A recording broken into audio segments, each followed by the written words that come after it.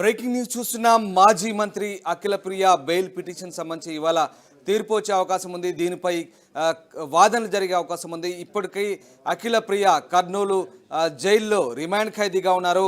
17వ తేదీ నుంచి కూడా అఖిలప్రియ రిమాండ్లో ఉన్నారు. ప్రస్తుతం ఆమె జైల్లోనే ఉన్నారు. కర్నూలు కోర్టులో నిన్న సుదీర్ఘంగా వాదనలు జరిగాయి. ఇవాళ తుది తీర్పు వచ్చే అవకాశం కనిపిస్తూ ఉన్నాయి. అఖిలప్రియ ఆరోగ్యం సరిగా లేదు, బెయిల్ ఇవ్వాలంటూ ఆమె తరపు న్యాయవాదులు వాదనలు వినిపించినట్టుగా తెలుస్తోంది. అయితే కర్నూలు కోర్టు మాత్రం తీర్పును రిజర్వ్ చేసింది. టీడీపీ నేత ఏవి సుబ్బారెడ్డిపై దాడి ఘటనలో హత్యానేరం కింద అఖిలపై కేసు నమోదైంది. ఈ నేపథ్యంలో 17వ తేదీ నుంచి కూడా అఖిలప్రియ రిమాండ్లో ఉంది. ప్రస్తుతం ఆమె కర్నూలు జైల్లో ఉంది. ప్రస్తుతం భూమా అఖిలప్రియ ఆరోగ్యం బాగలేదంటూ ఆమె తరపు న్యాయవాదులు నిన్నంతా కూడా కోర్టులో వాదనలు వినిపించారు. అయితే కోర్టు మాత్రం తీర్పును రిజర్వ్ చేసింది. మరి ఇవాళ దీనికి సంబంధించి తుది తీర్పు వచ్చే అవకాశం కనిపిస్తూ ఉన్నాయి. మాజీ మంత్రి అఖిలప్రియ బెయిల్ వస్తుందా, మరి ఏం జరగబోతుందనే ఉత్కంఠ నెలకొంది. దీనికి సంబంధించినటువంటి పూర్తి సమాచారాన్ని అందించేందుకు మా కర్నూలు ప్రతినిధి హుసేన్ ప్రస్తుతం మనతో అందుబాటులో ఉన్నారు. ఎస్ హుసేన్, భూమా అఖిలప్రియ సంబంధించినటువంటి బెయిల్ తీర్పు ఇవాళ వచ్చే అవకాశం ఉంది. నిన్నంతా కూడా దీనికి సంబంధించిన వాదనలు పూర్తయ్యాయి, తీర్పును రిజర్వ్ చేశారు. మరి భూమా అఖిలప్రియకు బెయిల్ వచ్చే అవకాశం ఉందా? ఎట్లాంటి ఛాన్సెస్ ఉన్నాయి?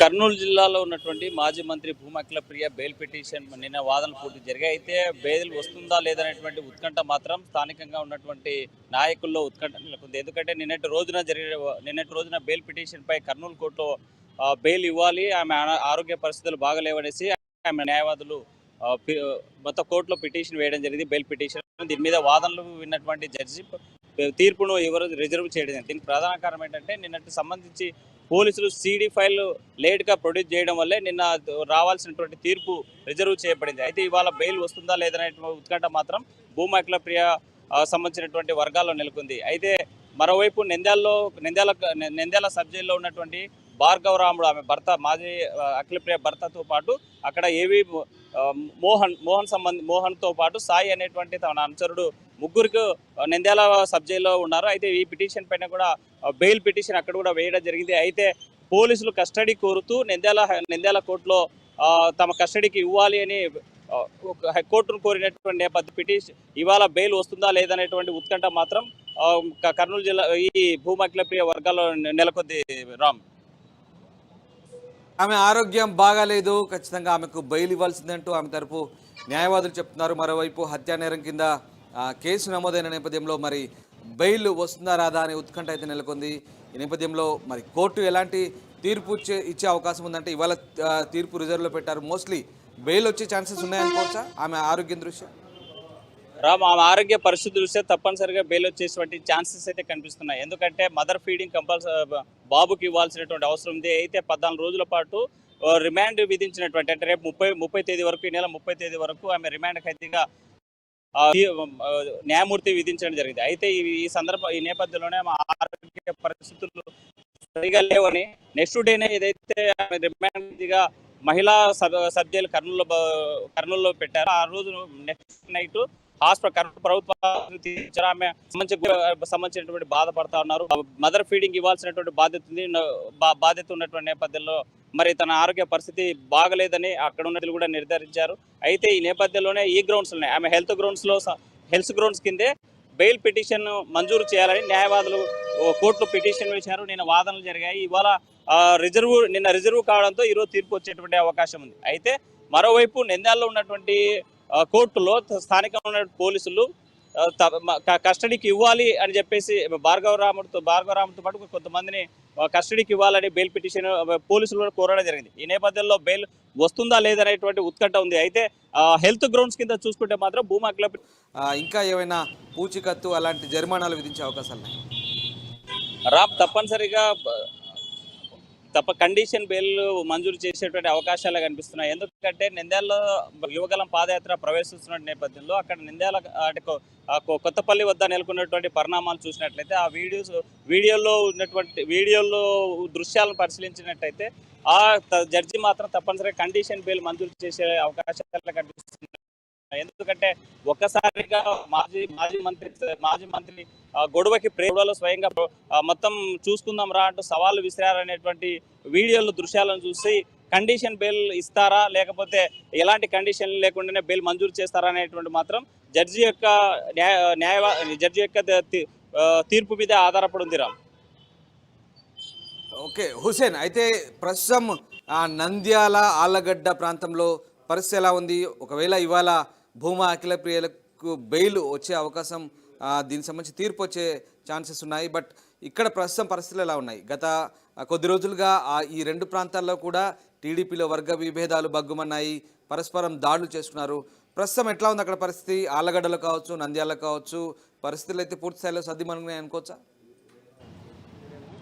రామ్, కర్నూలు ఇక్కడ ఆర్లగడ్డ నియోజకవర్గంలో మాత్రం ఉత్కంఠ నెలకొంది. ఎందుకంటే 22, 23 తేదీల్లో జరగాల్సినటువంటి యువగలం పాదయాత్రలో భూమా అఖిలప్రియ లేకపోవడం స్పష్టంగా అక్కడ లోగానే కనిపించింది. ఎందుకంటే ఆ నియోజకవర్గంలో, ఆర్లగడ్డ నియోజకవర్గంలో సంబంధించినటువంటి ఫాలోయర్స్ అంతా కూడా తన నాయకురాలు జైల్లో ఉన్నారు. మరి బయటకు వచ్చేటువంటి పరిస్థితి లేదు. ఈ నేపథ్యంలో యువగలం పాదయాత్ర సక్సెస్ చేసేటువంటి బాధ్యత నాది అని భూమా అఖిలప్రియ తమ్ముడు విఖ్యాత్ రెడ్డి తీసుకోవడం జరిగింది. అయితే నిన్నటి రోజున జరిగినటువంటి యువగలం పాదయాత్ర కొంతవరకు సక్సెస్ అయిందని చెప్పొచ్చు. అయితే భూమా అఖిలప్రియ లేకపోవడం మాత్రం లోటుగా కనిపించింది.